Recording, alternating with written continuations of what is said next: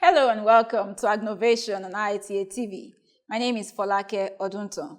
This is a show where we discuss latest innovation in agriculture developed by IITA to improve agricultural processes, improve yields, and make agriculture attractive to young and old. On the program today, my guest is a researcher and field system manager at IITA. I'll let him introduce himself. Yeah, thank you, viewers, and thank you, my host. I'm Dr. Pelemo Oluboyega, a staff of the Yam Minisett program at IITA here, working from our headquarters in Ibadan. Thank you for having me. Welcome, Dr. Pelemo. Today we're going to talk about yam. I know this is a field that you've worked in for quite a number of years. Yeah. And I know that seed is a challenge for yam farmers in Nigeria. Yeah. Can you tell us about one of the propagation methods for yam, and particularly about the Yam Minisett technology? Yeah, thank you very much. Please permit me to first introduce the crop itself. Yam is a staple food crop that we no longer describe as such presently, because yam has become a cash crop to most farmers across the yam growing belt of West Africa, and it has become a major commodity for export, particularly in Ghana and Nigeria. And of course, in recent years, IITA have done so much work improving this very particular crop to meet consumers' preference, working around yield and, of course, the adaptability of the crop to different agroecologies. Okay. Yes, you mentioned the issue of seed being a challenge. Absolutely so. Because yam is unlike any other crop. For crops like cassava and potato, which we classify as root and tuber crops along with yam, you discovered that the food organ is not the part of the plant that is usually used as planting material. Okay. Coming home, if you take it for instance, looking at cassava and potato, you rely on the stem and the vines while you consume the root. Mm-hmm. But for yam, the food organ, the tuber, is what is still traditionally being used as the planting material. So here, food is competing for seed as far as yam is concerned. Interesting. And IIT has done so much looking at addressing this challenge of food and seed competition. Okay, so thank you for introducing yam as a food crop and as a staple and the unique place of yam compared to other food crops. Let's talk about how IITA has developed technology or innovations to address the seed challenge for yam. Yeah, I think in the last 3 to 4 decades, IITA had made so much effort in solving the challenge associated with seed for yam, like I said. And one of the oldest technology that IITA has deployed to address the issue of seed is the Yam Minisett technique. You know, traditionally, farmers will milk their yam while the yam is still actively growing as a way of getting seed for the next season cropping. But this only applies to the early bulking or the early maturing varieties. Okay. For materials that bulk late or matures late, as we may want to put it, is usually a challenge having to get seed for such varieties, because yam also have different varieties. Of course, we as an institute have documented close to about 10 species of yam on which we currently conduct our research, although we have over 600 species of this crop. But the yam that are of food importance or economic importance, largely about 6. And of these 6, we've done so much work on 2 of them, the Dioscorea rotundata, which is the white yam, and Dioscorea lata, which is the water yam. Yeah, but in the case of the 2, the same challenge apply on seed. So the Yam Minisett technique was developed to address this challenge, and this was developed in partnership with the national research centers across West Africa. And of course, by and large, this technology has also been deployed through the agri-development projects of the host countries to meet the need of the farmers as it relates to seed. But it suggests to me that the technology was misunderstood or misconceived, I will say, because farmers, in a way, usually, traditionally will plant their yam as from October to November and December of each year as a way of keeping their seed. It doesn't necessarily mean that that is the beginning of the growth cycle of the crop, because the seeds they planted are actually still dormant seeds. So they usually will go and bury and hide, because if you don't plant early, the fear is that you might consume your seed. So what farmers practically do is to go hide their seed, and we call that planting anyway, because the yam will not eventually begin to sprout until February or March of the next year, or at the onset of the rain in the next season. All right? And so practically for yam, if we want to say, we'll say we are calculating the calendar of yam from the day it sprouted around March till when you have the early harvest, sometimes in July or August, bringing us to the knowledge of the fact that what yam needs is 5 to 6 months of good rain, and the tuber is ready. All right? So why the technology was deployed, coming back to technology now, why it was deployed, most of the farmers that adopted it ab initio attempted to practice the technology at a time that they usually do their planting, which is November, December of each year. What is Yam Minisett technique itself?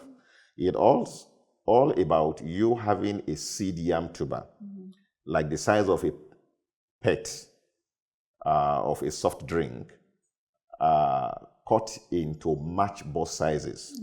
Like you take a 200-gram whole seed of a yam, and you cut it into match both sizes with reasonable peel cover at the back.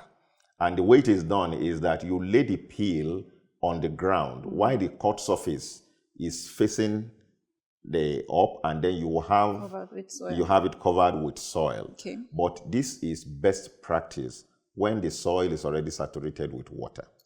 Meaning that it's a technology you can actually practice starting from sometimes in April in the southwestern part of Nigeria, where rain will start at about that time. Or if you are doing it in the north, we are looking at you going to the field around end of May to June, when the rain would have been somewhat steady. So it requires a lot of humid environment, we'll say a moist soil, steady rain, or where you are using irrigation to supplement for rain-fed agriculture. Yes, if you have irrigation, you can practice Yam Minisett technique. But by and large, it's a technology targeted at producing seed and not wear yam, and not the food yam. Because when the farmers planted the Minisett, the small set, some of them were expecting that they will get bigger seed. It's possible for you to get a large seed, especially when the sprout, the plant from such set, is able to have something to climb, or the soil is fertile enough, having a large feeding area to produce. But this is not the target. The target is to use a Minisett of 25 to 30 grams.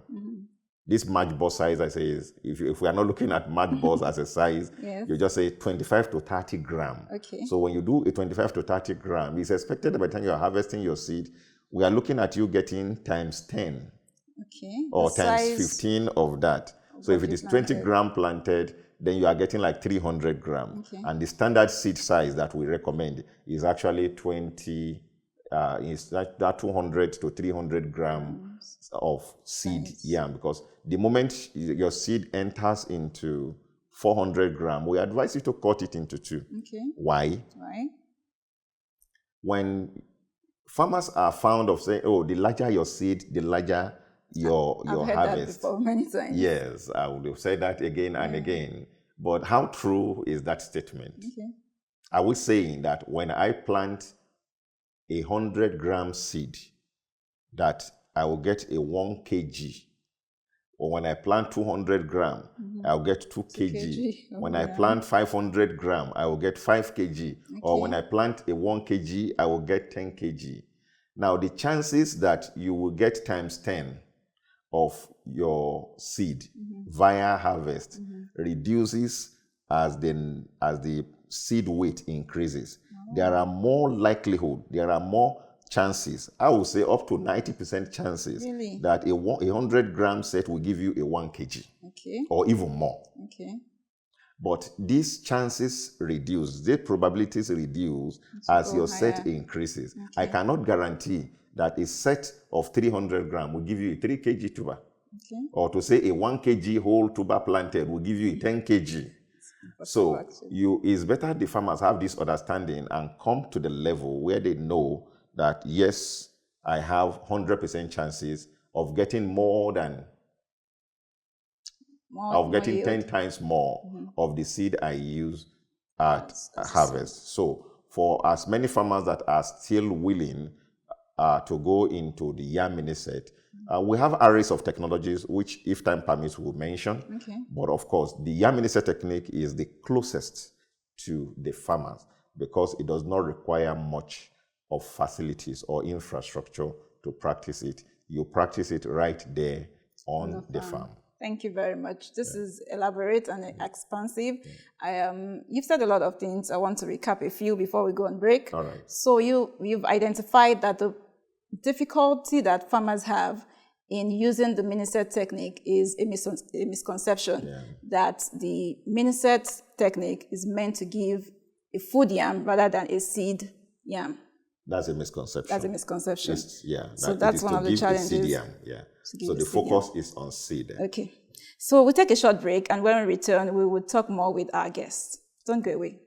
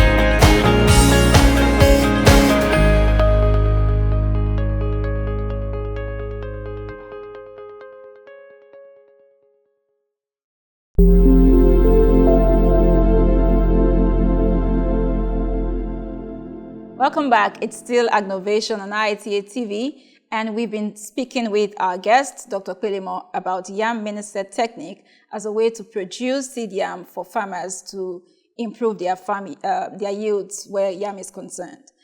Now let's talk to you, Dr. Pelimo. How is the process of this Minisett technique? How is it achieved, and how do farmers, carry out this process on their farms? Yeah, thank you very much.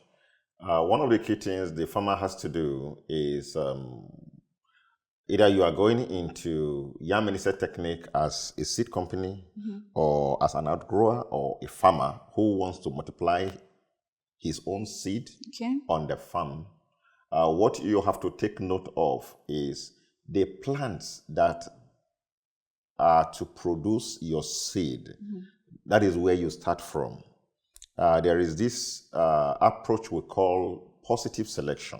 Okay. Because yam also can be infested with diseases, and one of the dreaded diseases of yam is virus. Oh. Yeah, so for a farmer who wants to practice Yam Minisett technique, it's very important that the farmer knows the source of the seed. Okay. So knowing the source of the seed in twofold, that the farmer is getting quality seed, certified seed from a seed company, Okay. like the IITA Go seed, or that the farmer is going to enter into his previous or his existing farm and look at plants that are healthy enough. We call it positive selection. Okay. You look for plants that are asymptomatic, free of diseases and pests, and then you pick the tubers of such yam, because the challenge with this also is that oftentimes farmer will pick smaller seed as recommended for Yam Minisett. Okay. But sometimes this smaller seed could be seeds that were harvested from infested plants, which was why they appeared small, not that the farmers deliberately produced smaller seed. Okay. So it's important that you find seeds that are in the range of maximum 400 to 500 grams in size, harvested from plants that have been assessed against diseases. Okay, healthy. Yeah, harvested from healthy plants. And so once you have them, such seeds are stored. Usually farmers will do their final harvest around December, January. Okay. So such seeds are stored in a well-vented area so that they do not rot. Because like I said earlier on, the farmers are going to practice the Minisett when the rain has become steady. So when they pick such tuber and keep in the barn, at the onset of the rain or before the onset of the rain, you will notice that this tuber would have broken dormancy. Okay. I mean, they would have started to sprout even in storage. Yes. Yeah. So it is this tuber that has sprouted in storage that we use. Okay. In essence, we say yam tuber that has broken dormancy. All right. So when you pick them, you dissect into smaller bits, 25 to 30 grams. Okay. You can go as low as 20 grams, especially in water yam. Okay. All right. And when you cut them using a sharp knife into this 25 to 30 gram match both sizes, what do? Because the cut surface of the tuber can attract fungi and bacteria, it is very important that you treat the set against these diseases that can affect the yam. So immediately you are done cutting, you pack those small set sizes into your net bag, and then you dip such into a mixture of insecticide and fungicide. Okay. There are fungicides that are readily available in the market, and there are insecticides. Any cypermethrin-based insecticide or a cyhalothrin-based fungicide can be used. What this does is that it prevents the cut surface from being attacked by the fungi and bacteria spores. Now, the day you cut the set is not the day you plant. Okay. But it is the day you cut that you do the treatment, and you spread the set out in a cool, dry area, not under the sun, such that we allow the mixture of the chemical used to penetrate into the set and to dry up. Right. After 24 hours, you can go on to the field to plant. You can keep your set for up to 48 hours after you might have cut and do the treatment. Then you go on to plant. How do we plant? Okay. Farmers are used to planting yam on large mounds. Okay. For Yam Minisett, you are not looking at large mounds. Okay. So there's no need to heap a ridge and... No, you don't have to make the large heap or the large mound. Okay. The ridge, tractorized ridge, the ridge prepare using your ridger, or if you can make smaller ridge manually, you can go ahead to do that. Why? You are not looking at having big tubers. All right. So you go on to use ridges. On the ridges, when you have your ridges, the way we prepare ridges for yam is such that the ridges are 1 meter apart. Okay. So when you have ridges that are 1 meter apart, then on the ridge, you do your planting at a spacing of 25 to 30 cm.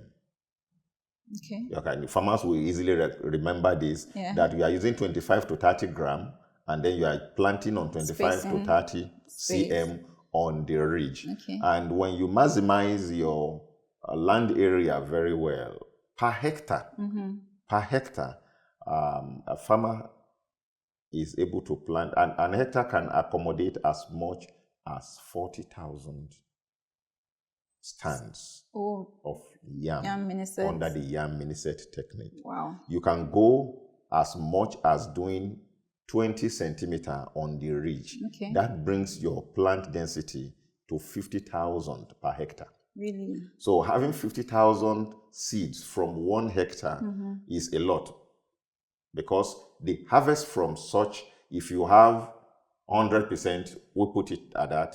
Yeah, because sometimes it's easy for us to have 100% under Yam Minisett. Okay.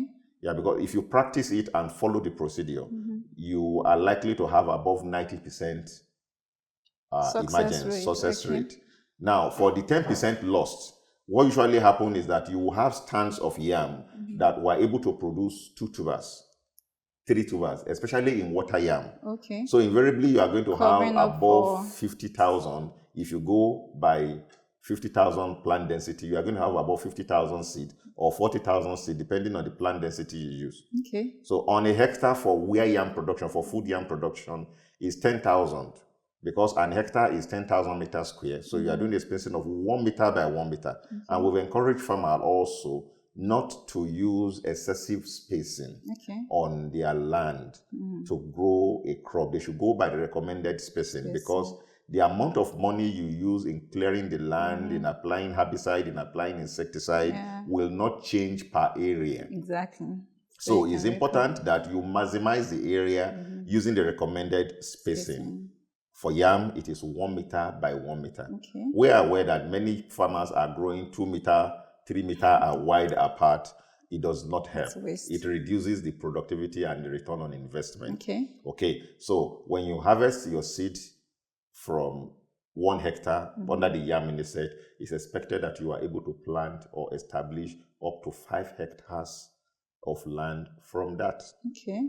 Okay. So now plant the real yam. To plant the for real food. yam. So it's also possible that as the farmers, as they are harvesting the crop, maybe in those areas where they have missing stands, the plant that is next to the missing plant will definitely have a larger feeding area. Okay. And the tubers can be as much as 1 kg. Okay. It could also be that on the plot of land that you have some pockets of shrubs, small trees, stumps that the neighboring plants are able to climb to. So you have range of tuber weight harvested. Even though you use the same set weight across board, you are not expecting the same yield across board, because one, the nutrient within the microenvironment varies, and then the tuber part used also varies, and of course there is the tendency that you have some shrubs or sticks nearby that the plant can take advantage of. All of these accounts for the reason for the variation in the yield that you have. But by and large, even when you eventually have tuber as large as 2 kg from a Minisett, it does not imply that that is the focus or the target for the crop. Our target is to have sufficient seed for the next season cropping. Thank you. Interesting. So I was going to ask initially that would you just advise farmers to stay or to stick to either of the two, to be just a seed producer or a yam food producer? But from your explanation, I see that you'd also get to answer. A farmer can actually use or maximize the land he has or she has to produce both seed yam and food yam. What would you say to that? For yam, I think those in the seed business will make a lot of returns on their investment, will make a lot of profit. We are currently, as an institute, encouraging the emergence of seed companies with special focus on either the foundation seed production or the certified seed production. And where you are not able to register as a seed company, you still have that leverage to partner with existing seed companies to be their outgrowers. Okay. All right. The demand for seed yam is actually very, very huge. Why? The required versus actual seed produced along or across the yam growing belt is very, very low. We barely produce 1% of the seed that we need. Okay. Why we've not come to the realization of this is because we've always fall back to the food yam, using the food yam as seed. If you visit the market currently now, people that are planting yam are actually buying the food yam and cutting them into sets to plant. So we are barely producing like 1% of the actual seed that we need for yam. So what do? Even when a farmer buys seed yam for a start, if I'm to start as a young or as a new yam farmer, I'm going to go to the market, right? Or go to the seed company and buy my seed. Okay. When I buy such seed and plant them, what I expect to get are wear yam. Getting wear yam is, I would say, you no longer have seed. When you get a 200-gram seed planted, what does it imply? The yield at the end of the year or at the end of the cropping season is, say, the regular 2 kg or 3 kg. Okay. So when I sell that off in the food market, so where do I get my seed? So it's important that a farmer, while we are waiting for the emergence of the seed companies, it's very important that a farmer goes on to have a seed plot by the side. Exactly. If I'm doing 1 hectare of yam, which is 10,000 stands, haven't planted that, the remains of my seed, I should do minisetting with them and plant them on a separate plot beside my yam plant, beside my yam farm, such that by the time I'm done rolling out my wear yam tuber to the market, I'm able to fall back to the seed plot to have my seed for the next season. So the two could apply. Because we do not have enough of seed companies, we will not encourage farmers to sell off all of their yam while they go on to buy seed again. Because the strength of a farmer, of a yam farmer, is defined by the seed amount at his disposal. Thank you for those elucidations. I'm sure both farmers who are looking to go into yam farming and farmers who are already planting yam have enough information to work with.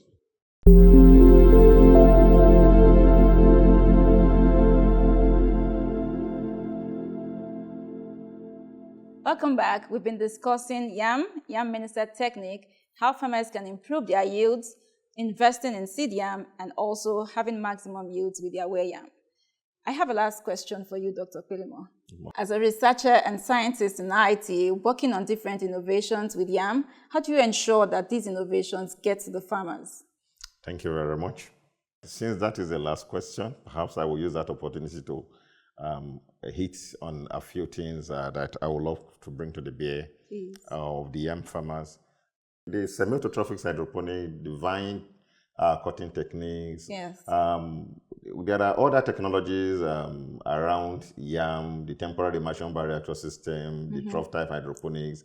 All of these technologies are available for the use of emerging seed companies or those that want to invest into seed. Okay. Yes, where we have more time and resources available, we can always do or conduct these trainings. At IITA here also, I forgot to mention, we conduct trainings for groups, for individuals that are willing to learn more or to get to know more about the yam value chain, the seed system itself, and the business opportunities that are inherent in the crop that can be tapped into.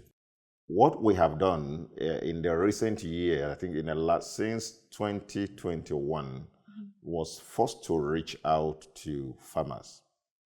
Yeah, because we observed in one of the studies we conducted in about a decade ago, we observed that the responses of yam varieties to Yam Minisett techniques also vary. Okay.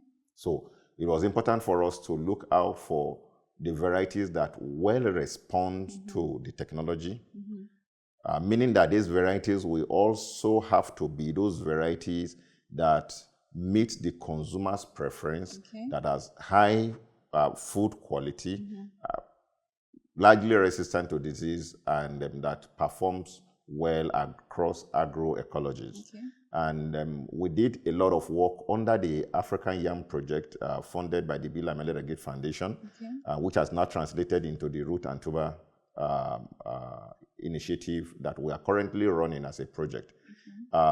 We have so far about 25 to 26 yam varieties that has been developed and released by IITA in partnership with the NAS of about 4 countries.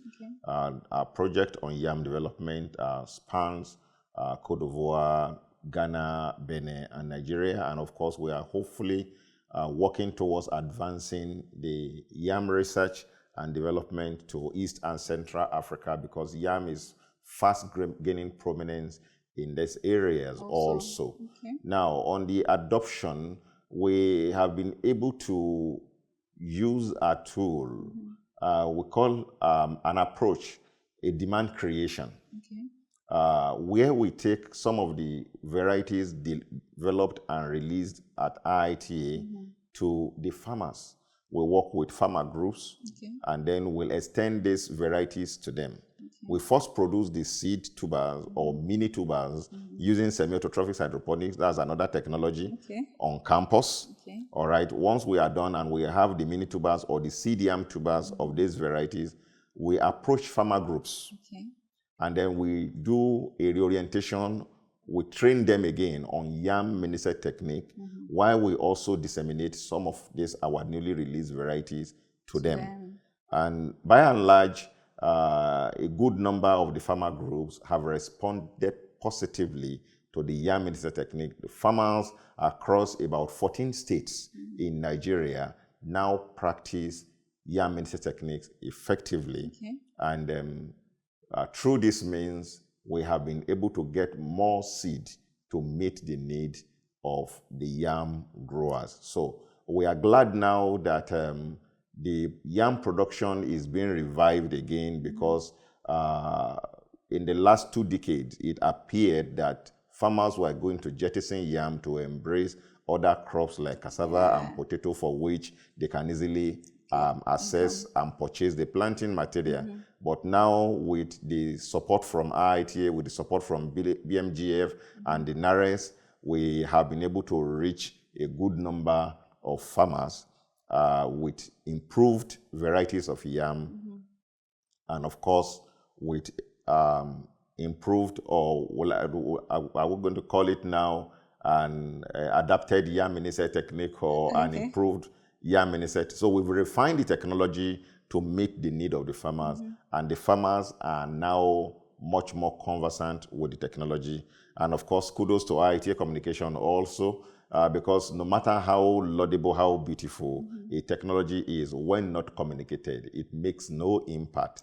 So via YouTube channels, posters, and all the possible media tools, we have been able to reach a good number of farmers, communicating this technology to them.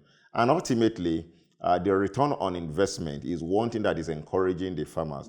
We have farmer groups in Oyo and Osun State who sold their first batch of seed that they produced 2022, 2023, and there were farmer groups that made as much as 4-5 million from selling seed. That's interesting. So one of the things that also encourages farmers to adopt the technology is the return on the investment on such technology. And I think, and I believe strongly that Yam Minisett technique is one of those technology that can really, really bring food and cash to the pocket of the farmers, food to their table, and of course, having their livelihood well improved. Thank you. Thank You're you most very welcome. much. Thank you. Because ultimately, the goal of a farmer is not just to produce food; it is also to improve his income and to have, to have a business actually from farming. We discuss innovations here to help farmers improve their yields and to make farming attractive to people, whether you are young or old. So thank you, Dr. Kwelimo, for being our guest on the show. It's been exciting and educative talking with you on the show today. You've let us know how farmers can make the most of their farm area to produce not just seed yams, but ware yams that will give them maximum profit on their farms. When we call you again, you would let us in on all of these innovations that you have stockpiled. I'll be glad to be with you. Thank you. To shed more light on this. Thank you very much. It's an honor. All right, viewers, that's it on the show today. Until I see you again on the next episode of AgNovation, have a lovely day. My name is Folake Odunto.